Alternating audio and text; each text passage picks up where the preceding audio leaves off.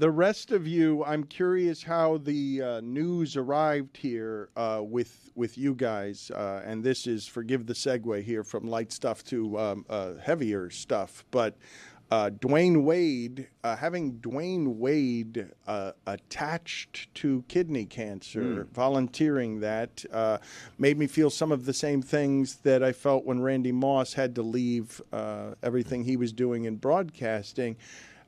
It is obviously jarring to me and most of us whenever mortality comes and creeps this close in a way that's this overt, but especially so when it's people that I associate with the highest forms of youth and athleticism. Like when Dwayne Wade, I understand that cancer can come for us all, and many people listening to this have been affected by cancer, and thankfully Dwayne Wade says that the kidney cancer has been removed, but I had trouble processing what it is that I was reading. And it ain't like haven't been near death recently. It's just this particular person representing this particular thing for this market, and it being youth. And I will carry you with free throws past everyone in 2006. It sort of didn't compute. I kind of short circuited on it. Yeah, Dan, I think the thing I thought of was that because obviously we only found out because Dwayne Wade talked about it on his podcast a year and a half or more later. And it reminded me of, and I thought back to around the time he says this happened, 2023. Did I notice that Dwayne Wade was kind of conspicuously absent or low-key? And I'm like, I don't have any memories. But then it made me think of Chadwick Boseman, who we didn't know was fighting cancer that whole time up until he passed away. And they said, oh, he had cancer? He had aggressive cancer, apparently. But we didn't know. We just thought he was just over the whole Wakanda Forever thing when in all those photos he took with fans and stuff like that. And in reality, no, he's exhausted because of cancer treatments.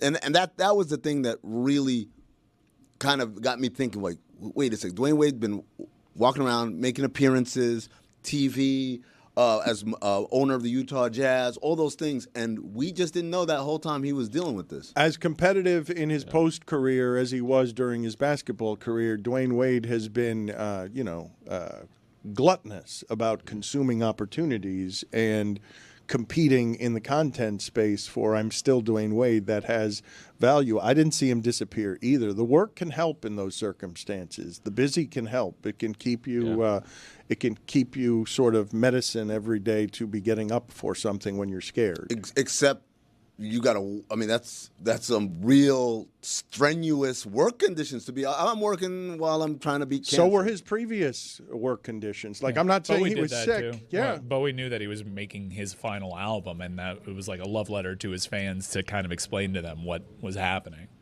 Yeah, that's scary. I mean, anytime that you have, like, your heroes, it's like, I obviously being a football player and you hear so commonly about the health risks of football, and when you're playing, you're so like laser focused and it feels so far away. And I'm at the age now where I start to hear about teammates who were sick or teammates that passed away. And when you get to that moment where it's like, whoa, these are guys, it's not an old guy thing anymore. Yeah. These are guys that were in the locker room with me.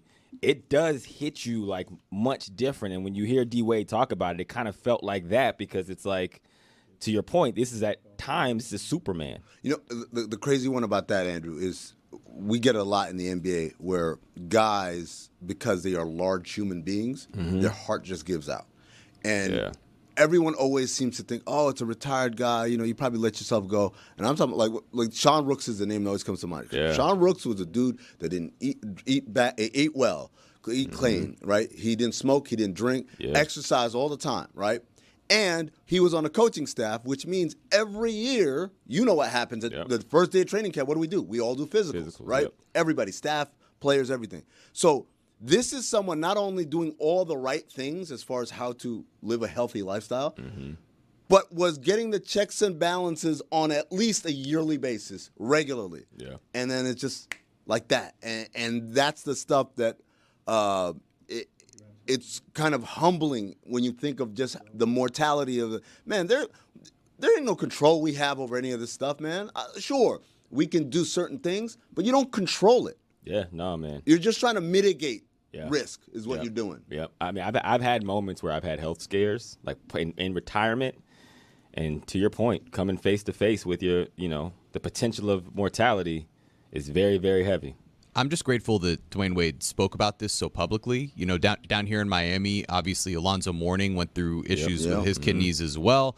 And, Dwayne Wade talked about Alonzo and all of this, and Alonzo still spends time being an advocate for people to get checked out. And, Dwayne Wade here with another example of like, we as men in particular are often kind of taught to kind of mask pain, whether that's emotionally or physically. And like him sort of saying, hey, I was going through some issues, so I went to the doctor and I wanted to get checked out. And I found it necessary, and they found something that could have been deadly to me is, I think, going to make a huge impact on so many people who will now go get themselves checked out. So I thank him for that.